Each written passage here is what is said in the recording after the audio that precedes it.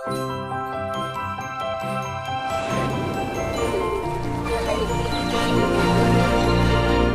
Police का paper, जो लोग दिल्ली पुलिस में चाहते हैं, एसएससी सीपीओ के बारे में मैंने पहले भी बताया है। हाल फिलहाल अभी 2 दिन पहले रिजल्ट आया और काफी बच्चों का सिलेक्शन हुआ जो हमारे अपने कोर्सेज से भी थे, गुरुकुल से भी थे, ऑनलाइन भी क्लासेस को अटेंड करते थे यूट्यूब पर, और उसमें से बहुत ऐसे बच्चे हैं जिनका दिल्ली पुलिस में हुआ है। ठीक है, Delhi police particularly, Delhi police अपने आप में मिलने एक बहुत बड़ी बात होती है। फिर उसके बाद आईटीबीपी आता है, फिर उसके बाद एसएसबी आता है। ठीक है, जिनको नहीं पता वो जान ले, ये एसएससी सीपीओ का जो पेपर होता है वो ग्रेजुएशन करने के बाद होता है। और मैंने पहले भी बहुत बार बताया हुआ है, चूंकि शायद आप लोगों ने नहीं जाना, तो मैं एक छोटा सा ग्लिम्स दे देता हूँ। सीपीओ आया है इस वजह से, बहुत बच्चे सोचते हैं सीपीओ सीपीओ सीपीओ सर क्या कहते रहते हैं, सीपीओ के बारे में हमें उतनी जानकारी नहीं है।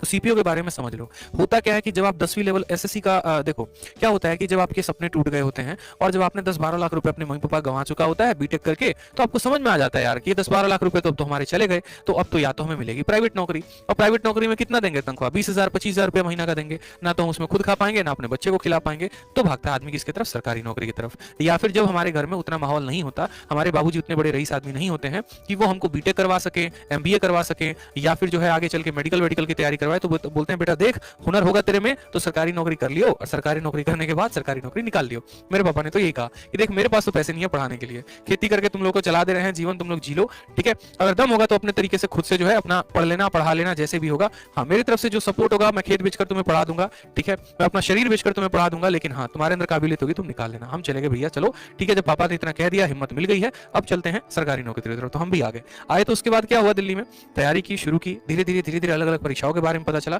काफी समय तक हमें भी इसके बारे में नहीं पता था कि सीपीओ होता है तो होता क्या है।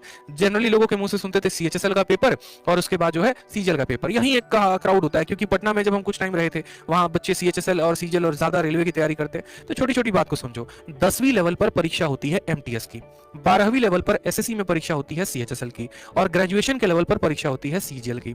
उसमें मेरा भाई एक टपक कर आ जाता है ये सीपीओ। और ये सीपीओ ऐसा पोस्ट है ना कि मतलब आप यूं समझ लो, कौन सा बच्चा सीपीओ में सिलेक्टेड होता है, मैंने पहले भी बताया है ना, बहुत तेज तर्रार बालक चाहिए। मतलब एक वो है ना जिसके 90% आते हैं, पूरा का पूरा जीएस उसके एकदम रटा हुआ है, मैथ में जो है 50 में 50 लेके आ रहा है, भैया सीपीओ वालों को ऐसे भी लोग नहीं चाहिए।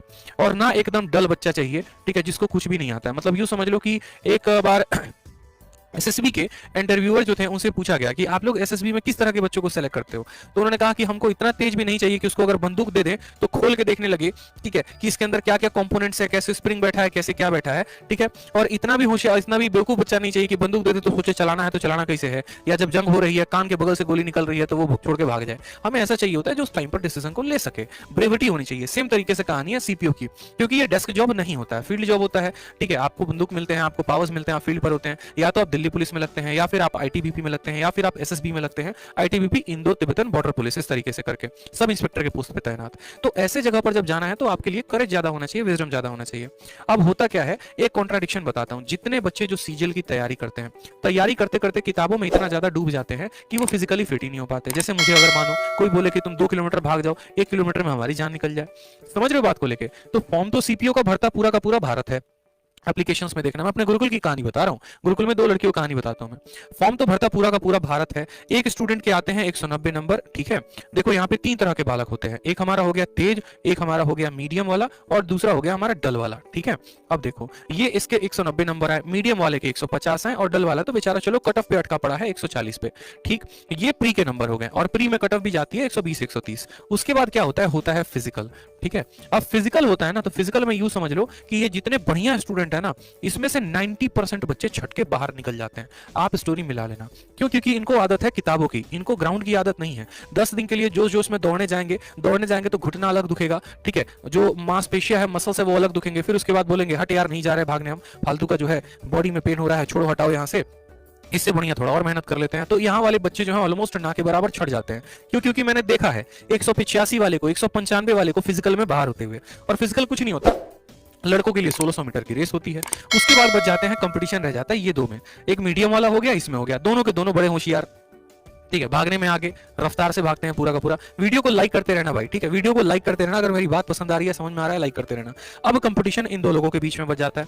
फिर उसके बाद होता है यहाँ पर मेंस, और मेंस में क्या पूछा जाता है, तो बस 200 नंबर का इंग्लिश, वो भी इंग्लिश इतना होता है कि हलवा होता है, एकदम हवा होता है, ठीक है। तो यहाँ पर इनका जो है, अब इन दोनों में फाइट बच जाता है कि हम दोनों में कौन निकालेगा पेपर को। इसमें जो थोड़ा सा बढ़िया वाला बालक होता है ना, उसको मिलता है दिल्ली पुलिस, थोड़ा उससे थोड़ा सा कम जो होता है उसको मिलता है आईटीबीपी, और फिर उसके बाद अलग अलग पोस्ट मिलते हैं। क्योंकि मैं खुद ऐसे बहुत सारे लोगों को जानता हूं जिनसे सीजीएल का प्री तक नहीं निकला। आप यकीन नहीं करोगे, सीजीएल का प्री तक नहीं निकाल पाए हैं और आज वो दिल्ली पुलिस में सब इंस्पेक्टर हैं। क्यों भाई? क्योंकि सीजल का एक बात ही अलग है, एक लेवल ही अलग है, चीजों को लेकर अलग है। क्योंकि सीजल में वो बच्चा कितना लेकर आएगा, 150, अब प्री में 150 लेके आएगा तो सिलेक्शन तो उसका होने से रहा। क्योंकि सिलेक्शन अगर लेना है तो कम से कम जो 170 180 आपको लेकर आना पड़ेगा प्री में। लेकिन यहाँ पर 150 नंबर लाने के बाद भी वो दिल्ली पुलिस में होता है। क्योंकि जब प्री होता है ना, तो सीपीओ में भी इसका रैंक ऑल ओवर इंडिया, जैसे एक लड़की है, जब प्री हुआ था तो उसका ऑल ओवर इंडिया रैंक लगभग जो है 70,000 80,000 के करीब में था। और जब मेंस हुआ और मेंस के बाद जब उसका फाइनल रिजल्ट आया मेरिट लिस्ट 1 के, तो उसका ऑल इंडिया रैंक 57 था। क्यों? क्योंकि सारे पढ़नियार जाके इसमें खत्म हो गए, बर्बाद हो गए।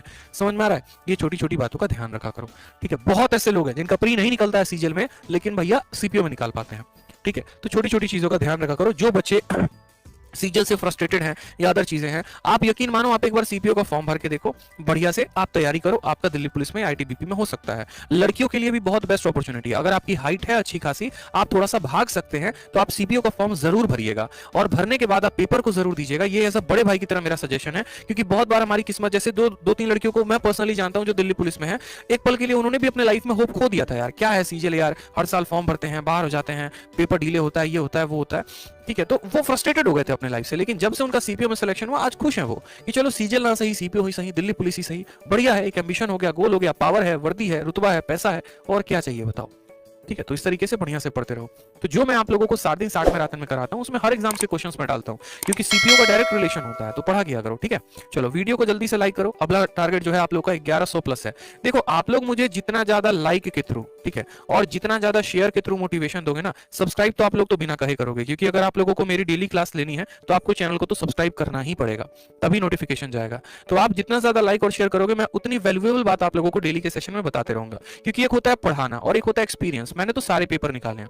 जिस पेपर के बारे में मैंने चर्चा की है, उस पेपर को मैंने 2 बार निकाला है, और दोनों बार मैंने मेरिट लिस्ट के बाद उसको छोड़ दिया। सीएचएसएल भी मैंने निकाला, दोनों बार मैंने छोड़ दिया, ठीक है। क्योंकि रीजन है, मुझे ज्वाइन ही नहीं करना था, ठीक है। अगर मैं ज्वाइन कर रहा होता तो यहाँ आपको पढ़ाता कौन, ठीक है। इसलिए समझा करो। तो बहुत सारी बातें होती हैं, लाइक और शेयर से हमारा मोटिवेशन बढ़ाते रहो आप लोग, और हम आपको बढ़िया बढ़िया जो है कंटेंट देते रहा करें।